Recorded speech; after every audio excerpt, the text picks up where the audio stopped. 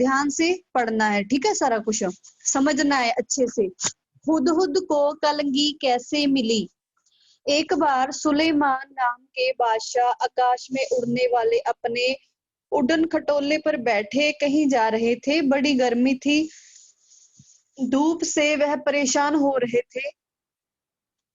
आकाश में उड़ने वाले गिद्धों से उन्होंने कहा कि अपने पंखों से तुम लोग मेरे सिर पर छाया कर दो। गिद्ध क्या होते हैं बेटा? गिद्ध ना एक पंछी होता है, बड़ा सा, काफी बड़ा होता है दिखने में, और ईगल की तरह होता है। उसकी जो चोंच होती है, जैसे देखो आपकी बुक पे जो पिक्चर बनी हुई है, ये गिद्ध की है, ठीक है। तो राजा इन पंछियों को बोल रहा कि मुझे छाव कर दो, छाया कर दो, पर गिद्धों ने ऐसा करने से मना कर दिया। उन्होंने बहाना बनाते हुए कहा, हम तो इतने छोटे हैं, हमारी गर्दन पर पंख भी नहीं है। तो वो बोलते हैं कि हम तो इतने छोटे हैं, हमारी तो गर्दन पर पंख ही नहीं है, हम छाया कैसे कर सकते हैं। सुलेमान आगे बढ़ गए। कुछ दूर जाने पर उनकी भेंट हुदहुदों के मुखिया से हुई, ठीक है। हुदहुदों के मुखिया कौन थे? मुखिया से हुई। मुखिया होता है जो मेन पर्सन होता है, जिसके पीछे सभी लोग जाते हैं, लीडर। सुलेमान ने उससे भी मदद मांगी। वह चतुर था, चतुर मतलब चालाक। उसने फौरन अपने दल के सभी हुदों को इकट्ठा करके बादशाह सुलेमान के ऊपर छाया कर दी। सुलेमान बोले, मैंने गिद्धों से भी मदद मांगी थी, वे मेरी मदद कर सकते थे, पर उन्होंने मेरी मदद नहीं की।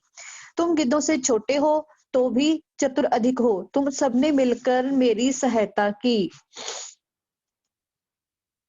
मैं तुमसे बहुत प्रसन्न हूँ। मैं तुम्हारी कोई इच्छा पूरी करूंगा। बताओ तुम्हारी क्या इच्छा है। मुखिया ने कहा, महाराज, मैं अपने सभी साथियों से सलाह करने के बाद आप अपनी इच्छा बताऊंगा। मुखिया ने साथियों से सलाह करने के बाद कहा, महाराज, यह वरदान दीजिए कि हमारे सिर पर आज से सोने की कलगी निकल आए, ठीक है, सोने की कलगी निकल आए। कितना क्या वरदान मांगा देखो उन्होंने। बादशाह हंसे और बोले, मुखिया, इसका फल क्या होगा, यह तुमने सोच लिया है।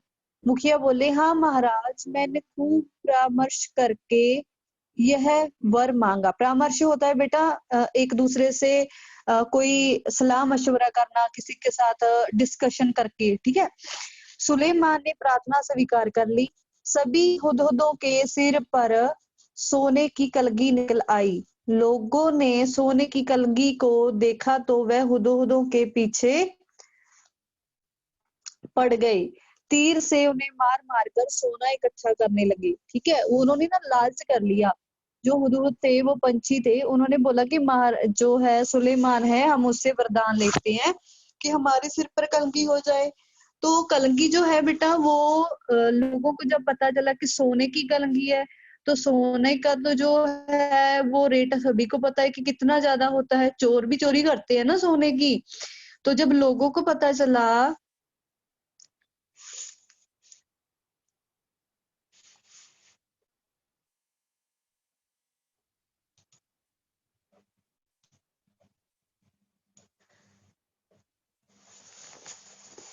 जब लोगों को पता चला तो वो उनके पीछे पड़ गए। तीर से उन्हें मार मार कर सोना इकट्ठा करने लगे।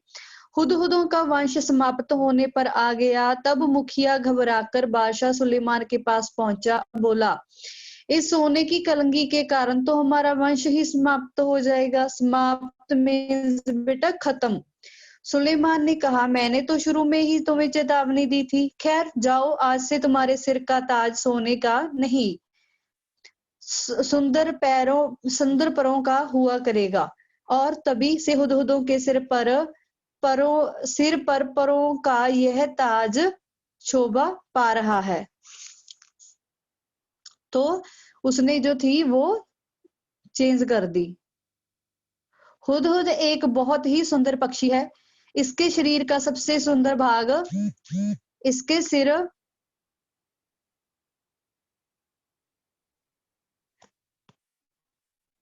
सुंदर भाग इसके सिर की कलगी होती है।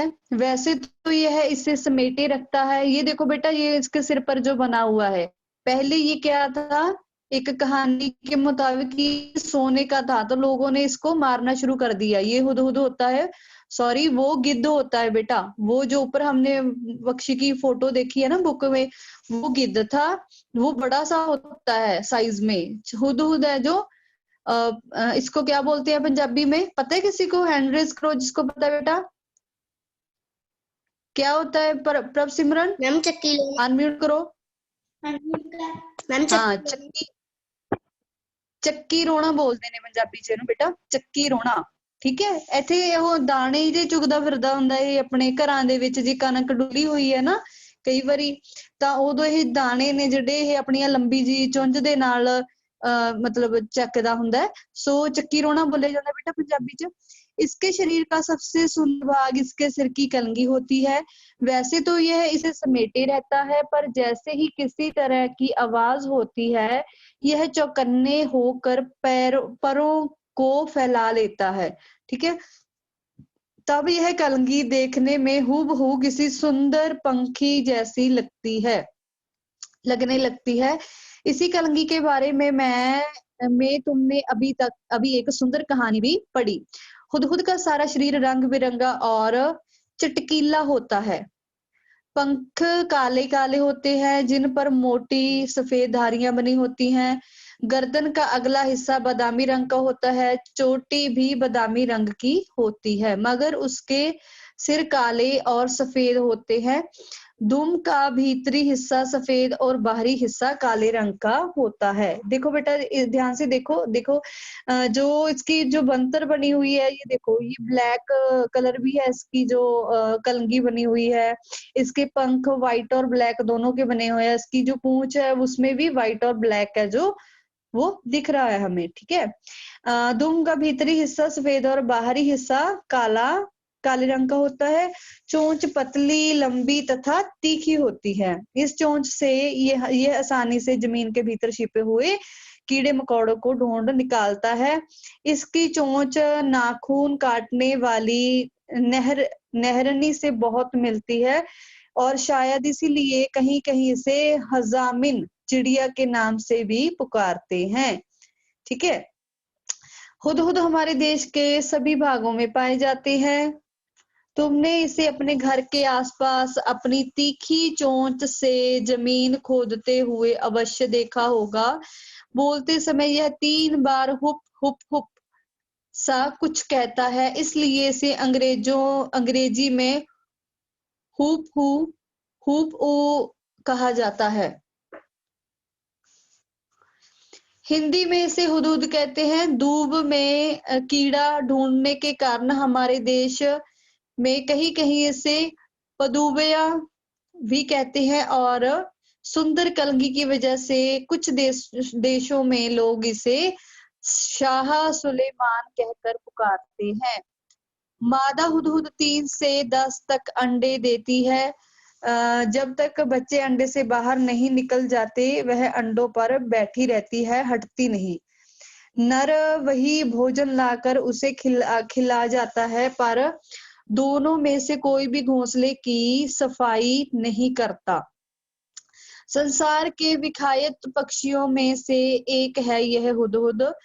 यह अपनी सुंदरता के लिए तो मशहूर है, पर इसे पालतू नहीं बनाया जा सकता और ना ही इसकी बोली में मिठास है। सो बेटा, ये जो पाठ है अभी हमने रीड किया है, ये एक पक्षी है हुदहुद, इसके बारे में हमने पढ़ा है। ठीक है बेटा, तो इसका जो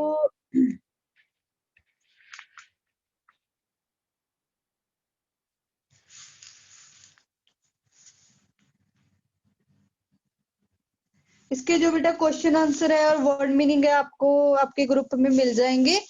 तो आपने सभी बच्चों ने ये लेसन रीड कर लिया होगा, और इसके क्वेश्चन आंसर है जो मैं आपको सेंड कर दूंगी बेटा।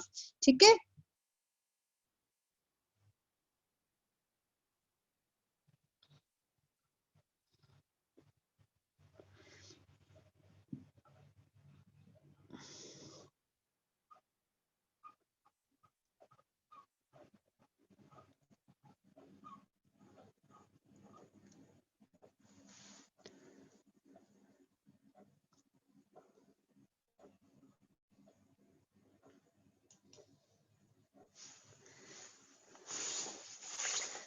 बेटा आप अपना काम कंप्लीट कर रहे हो ना, सभी जो भी आपको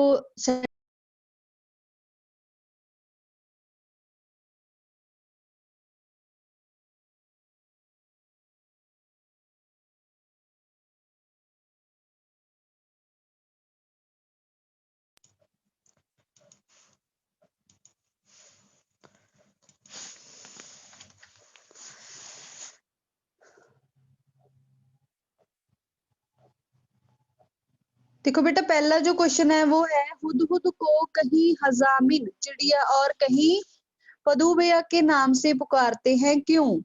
क्यों पुकारा जाता है बेटा? हमने पढ़ा था ना अभी लेसन में, हुदहुद की चोंच नाखून काटने वाली नहरनी से बहुत मिलती है, इसीलिए कहीं इसे जामिन चिड़िया के नाम से भी पुकारा जाता है।